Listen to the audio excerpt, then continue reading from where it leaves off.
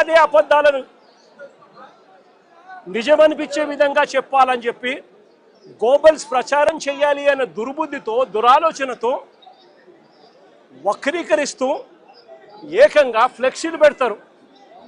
నేను అడుగుతా ఉన్నా, తప్పుడు సమాచారాలతో తప్పుడు విషయాలతో కుల మతాలను రెచ్చగొట్టే విధంగా అబద్ధాలతో ఫ్లెక్సీలు పెట్టే అధికారం ప్రజాస్వామ్యంలో ఎవరికైనా ఉందా అని అడుగుతా ఉన్నా. ఇదే మాదిరిగా మేము కూడా ఫ్లెక్సీలు పెడితే మీరు ఒప్పుకుంటారా అని అడుగుతా ఉన్నా ఇదే చంద్రబాబు నాయుడు గారిని. సూపర్ 6 సూపర్ 7 ఎన్నికలప్పుడు మోసం చేశావు, బాండ్లు ఇచ్చావు, సూపర్ 6 సూపర్ 7 అని చెప్పి ఎన్నికలప్పుడు చెప్పావు. ఎన్నికలు అయిపోయాక మోసం చేశావని చెప్పి ఫ్లెక్సీలు పెడితే ఒప్పుకుంటావా చంద్రబాబు అని అడుగుతా ఉన్నా.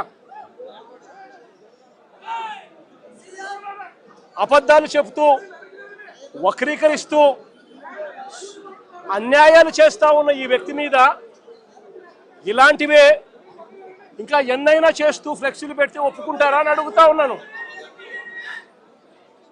అబద్ధాలు చెబుతూ మోసం చేస్తూ వక్రీకరిస్తూ దుర్బుద్ధితో ఫ్లెక్సీలు పెట్టి భావోద్వేగాలను రెచ్చగొట్టే కార్యక్రమం ఒకవైపున చేస్తూ మరోవైపున చంద్రబాబు నాయుడు గారిని ఏకంగా సిబిఐ తన ఛార్జ్ షీట్ వేసిన నేపథ్యంలో ఎన్డీడీబీ ఎన్డీఆర్ఐ రెండు కూడా ల్యాబ్ సర్టిఫికెట్లు ఎటువంటి గొడ్డు మాంసము, ఎటువంటి కొవ్వు, ఎటువంటి జంతువుల కొవ్వు, ఎటువంటి మాంసము ఎటువంటిది లేదు అని చెప్పి ఇచ్చిన సర్టిఫికెట్లు ఒకవైపున ఇస్తే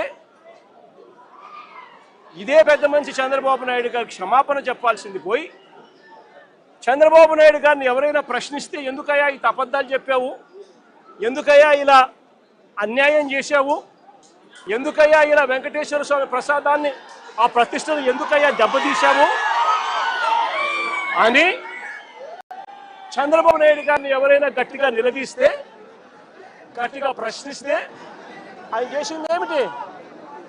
అంబటి రాంబాబు అన్న మీద దాడి.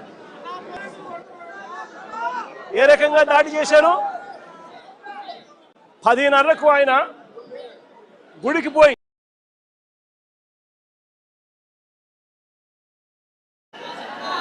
గుడిలో పొద్దున్నే చంద్రబాబు నాయుడు గారికి జ్ఞానోదయం రావాలి అని చెప్పి పూజ చేసి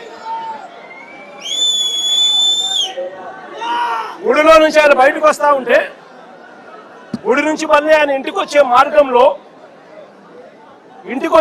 గుడి నుంచి ఇంటికి వచ్చే మార్గంలో ఏకంగా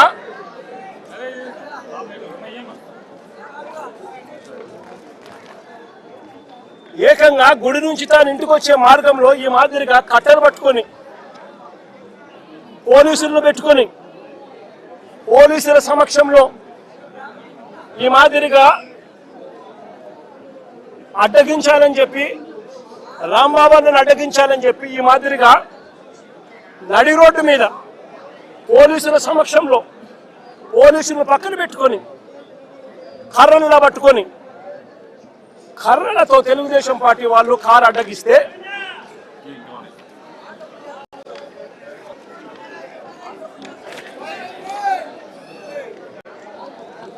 ఈ మాదిరిగా పోలీసులను పెట్టుకొని కర్రలతో ఈ మాదిరిగా కారు అడ్డగిస్తే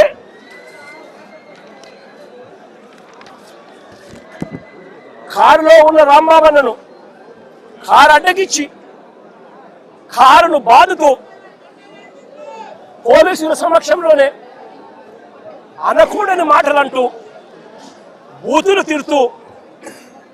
తనను బూతులు తిడుతూ